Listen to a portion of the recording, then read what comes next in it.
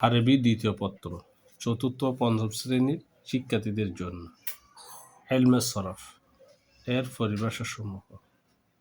জম্মা ফেশকে বলে, ফেশকে জম্মা বলে। ফাতাহ জবরকে বলে, জবরকে ফাতা বলা হয়। কাসরা জেরকে বলে, জেরকে কাসরা বলে। তানবিন দুই জবর দুই জের দুই পেশকে তানবিন বলে। হরকত এক জবর এক জের এক পেশকে হরকত বলে। হরফে ইল্লা, হরফে ইল্লা তিনটি, ওয়াও আলিফ ইয়া।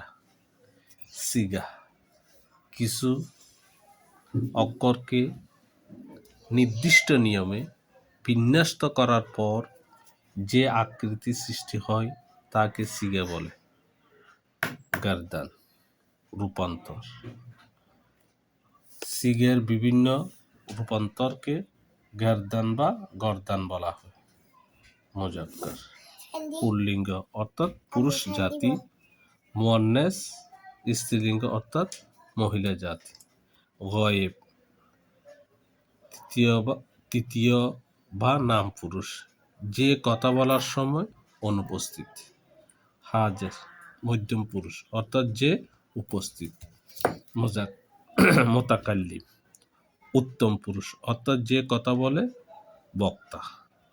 ওয়াহেদ এক বচন, তাসনিয়া দ্বিবচন, জামা বহু বচন।